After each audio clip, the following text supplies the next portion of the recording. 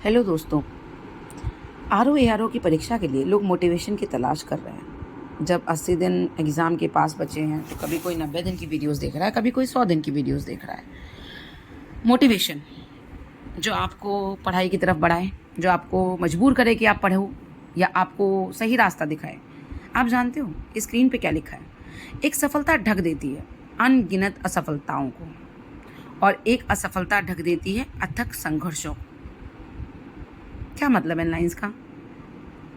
ये लाइन जब आप पढ़ोगे ना तो आपको कोई भी मोटिवेशन लेने की ज़रूरत नहीं पड़ेगी। एक सुंदर सा एग्जाम्पल देती हूँ।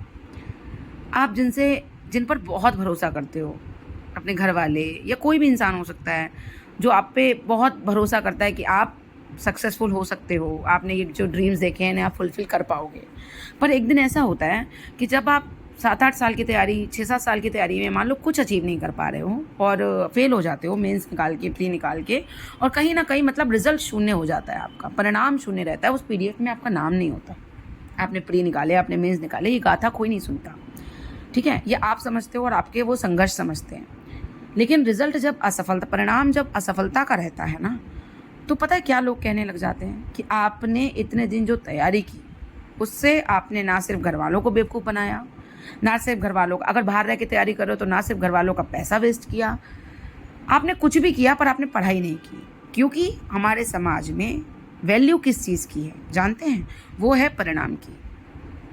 आज शायद मैं भी असफल हूँ तो मैं ये बात कह रही हूँ कि असफलताओं के जो संघर्ष हैं उनकी कोई वैल्यू नहीं है।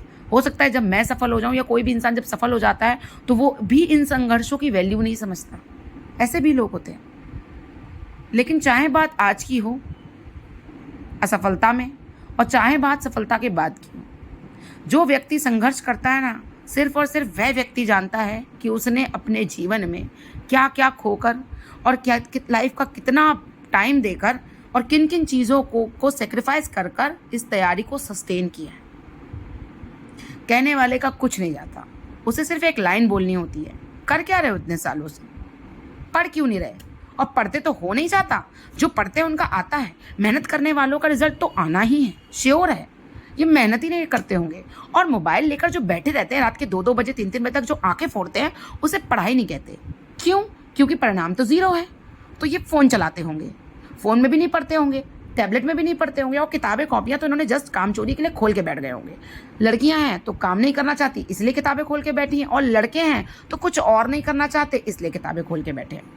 मतलब बेसिकली आपकी जो पढ़ाई और आपके अथक प्रयास हैं वो किसी को दिखाई नहीं देते, सबको दिखाई देना बंद हो जाते हैं एक टाइम के बाद। शायद 1 या 2 लोग ही बचते हैं जिनको आप पर भरोसा होता है, और वो भी बहुत क्लोज होंगे, तो आपके माता पिता के अलावा शायद ही कोई होगा। बाकी सबको लगने लगता है, और ज़्यादातर तो आपके रिश्तेदार, रिलेटिव्स, और जो भी होते हैं ना, कहते हैं ना जिनको जो खाल ओढ़ रखे होते हैं, स्यार, रंगा स्यार जिसे बोलते हैं, जो आपके बहुत वेल विशर्स होते हैं कि नहीं नहीं अरे बच्चा पढ़ रहा है, आपके मुंह पे तो ये बोलते हैं, और पीछे से फिर ये बोलना शुरू कर देते हैं कि नहीं, इन्होंने तो बस टाइम वेस्ट किया है, इन्होंने कोई पढ़ाई वढ़ाई नहीं की है और इनका रिजल्ट शून्य है, तो ये सिर्फ बेवकूफ़ बना रहे हैं, अपने माता पिता के पैसों को बर्बाद कर रहे हैं। और जब ये लाइन्स आती है ना, तो यकीन मानो उनका कुछ नहीं जाता, वो बस एक लाइन बोल के चले जाते हैं, पर आपको ये लाइन अंदर से हिला जाती है। इसीलिए सफलता बहुत ज़रूरी है। नहीं मिलती, फिर से लगो, फिर से उठो, प्रयास करो। और मैं ये नहीं कहती कि दूसरों को दिखाने के लिए कुछ भी करो, अपने प्रयासों को परिणाम तक पहुंचाने के लिए करो, मेहनत करो। नहीं होगा बाद में देखेंगे क्या होगा, परिणाम कैसा होगा, ये हम अपने प्रयासों के बाद तय करेंगे। लेकिन तब तक आप बस प्रयास करते रहिए। आपके हाथ में सिर्फ यही है, बिना किसी के बारे में सोचे, बिना बाकी लोगों के बारे में सोचे कि लोग क्या कहते हैं। और लोग तो उनका काम ही है कहना, वो कहते ही रहेंगे।